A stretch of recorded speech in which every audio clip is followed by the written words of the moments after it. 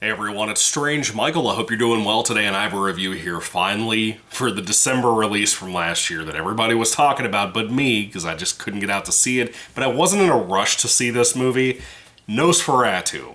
Now, this is Robert Eggers, who I have not enjoyed anything I've seen from the guy. I'm going to be honest with you. I'd get him confused with the other guy who does, like, movies very similar, like Midsommar and whatever.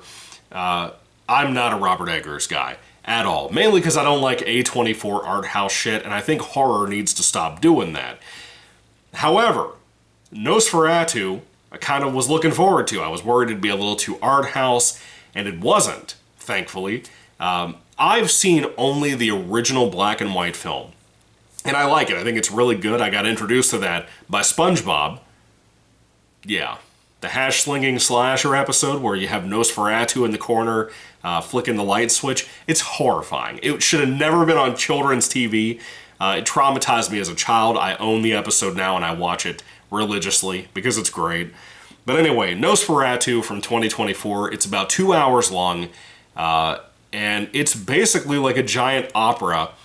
It reminds me of like when we did the whole Phantom of the Opera with Gerard Butler remake back in the 2000s. I haven't seen that movie, but from what I remember seeing of it, it reminds me of that. It's like doing an opera style remake of a classical black and white monster movie in this case. And in case you don't know anything about Nosferatu, it was originally a Dracula adaptation that was not official because they didn't actually get the licensing and rights to it. And the Stoker residents wanted it donezo. And so they killed it, and it actually got released with like different character names, a different title, Nosferatu. I think it was German as well, if I remember correctly. But Max Schreck, whatever his name was horrific as Nosferatu, the vampire, in that old movie. I've never seen the 70s one. I think it has John Malkovich in it. And I think there was another one too, but I've never seen all of those. I need to watch them at some point and do some reviews for you all. But this movie, I was worried that it would be more style over substance, and in some ways it kind of is. But for the most part, it's not. It's a straight up remake of Nosferatu, pretty faithful to that original black and white movie. But I also like the fact that it's doing its own thing. There's a little too much nudity. It's not a ton, but there's a little bit more than I expected. If I see one more old man ass from the knockoff Renfield in this movie, I'm gonna beat him up. I'm sorry. I'm so sick of that. But essentially, Lily Rose Depp is in this, Johnny Depp's daughter, and she's having these, like, I don't know if they're like telepathic connections to Count Orlok, who is the Dracula Nosferatu vampire here, played by Bill Skarsgård. And it takes a while to see what he looks like, but I'll get there. So she's like having some kind of like dreams, nightmares, some kind of relationship with this entity. And a lot of that spawns out of the loneliness because she and her husband, Nicholas Hoult, who was always awesome. I love Nicholas Hoult. They're not having the best time right now. I think they're married, if I remember correctly. They would have to be because it's a period piece. They're not having the best moment in their relationship right now in their marriage.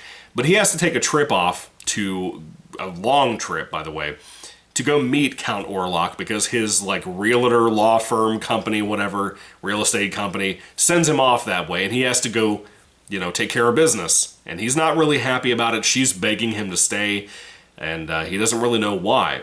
Now, Nicholas Hoult also has a friend in here. I don't know if he was like a cousin or something, but he was some kind of friendly relationship. The guy was played by Aaron Taylor Johnson. Aaron Taylor Johnson, I did not know how talented this guy was. I've seen him in a million things. I like him. I did not realize how amazing of an actor he is. He's truly like, this is like a side character role, and he's like melted into it the way Heath Ledger did with the Joker. Like, he was incredible here. Nicholas Hoult is great. Lily Rose Depp, I think she's good, but I have my complaints about her performance being a little goofy sometimes. I have to bring that up. There's a lot of times where she will have these seizures because of her whole weird telepathic, almost demonic possession relationship with Count Orlok, even though they haven't met in person yet, as far as we know. And she, like, when she has these seizures, she does like an eye roll, and like the faces she makes are supposed to be scary, and I heard they were scary. They're fucking hilariously bad. It's just goofy. I can't help it. I'm sorry if you don't feel that way, but it's too goofy for me. And I love horror movies, and I love goofy horror films, where this film has that aesthetic and that style of being so grimdark to it. I wasn't expecting goofy, funny faces made at me. I wasn't. I wasn't expecting to pay to have that made at me. But I don't mean to demean the movie. I like the movie. I actually think it's above average. It's well made. It's beautifully shot, man. Robert Eggers always succeeds in that department. Nosferatu is no different. I would argue it's easily his best movie, and I would argue it's his most well-shot film, with the locations, the mansions, the abandoned mansion that he shoots in, that Count Orlok lives in, that castle. It's fucking scary, dude. I love that stuff. There's a lot of creative things done with Nosferatu, like around the environment, how he moves, and all of that seems like it's practical. It's great. Nosferatu, played by Bill Skarsgård, I have nitpicks, right? The one that everybody talks about is that Nosferatu has a mustache now. And then the defense from weirdos online is that, well, it's a period piece. Everybody had a beard or a mustache. Have you ever looked at old photos? I don't think that's true. He didn't need to have a mustache. He's just a dead corpse of a dude, a vampire zombie man.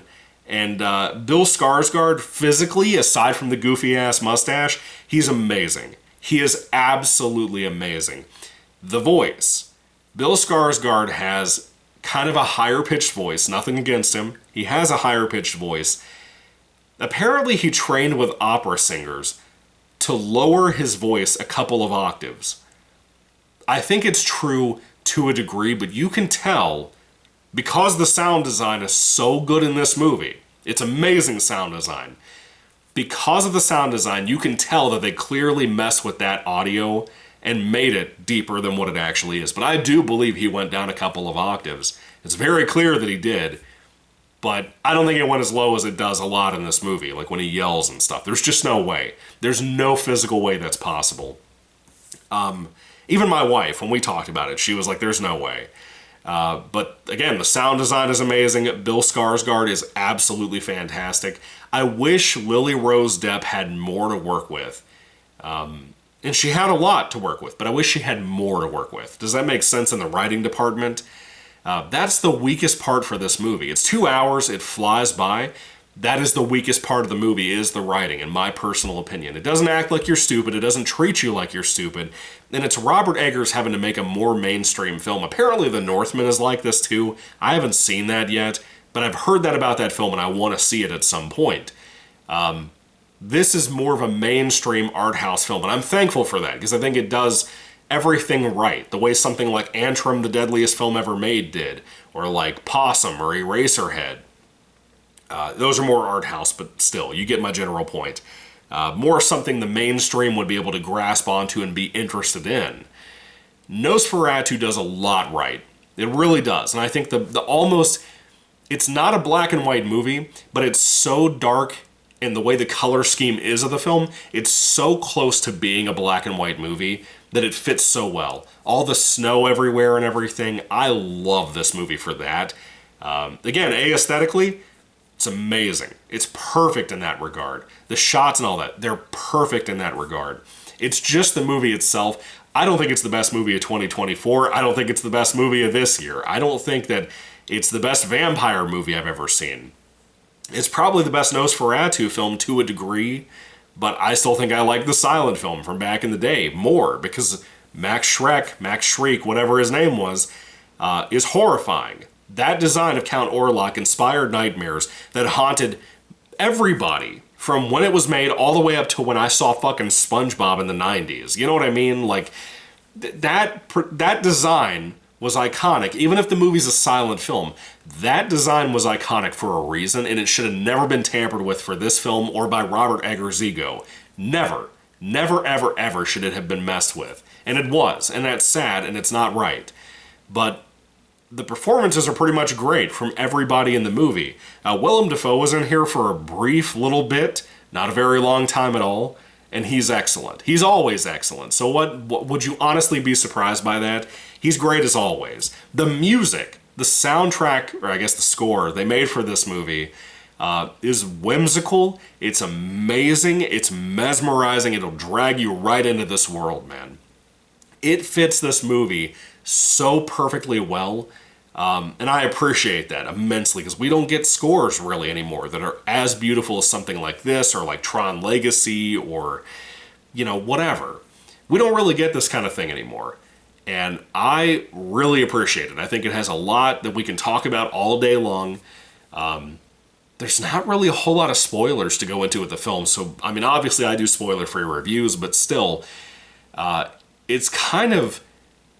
Does it make sense that the story itself is kind of generic? It's like if Robert Eggers was handed a Nosferatu remake, not wrote it himself, which he did, but if he was handed one by the studio that was a very generic movie and he made it into his more art housey style. That's what this feels like to me. Not a complaint, just saying. And I guess that's why I don't completely connect with it like a lot of people do. I mean, I saw my favorite YouTuber, Razorfist, loving this movie, making a video talking about it. And he doesn't do movie reviews. So the fact that he was all about it, I don't know, man. I did not connect with this the way everybody else did. But it's a good movie, and I'd recommend it to you.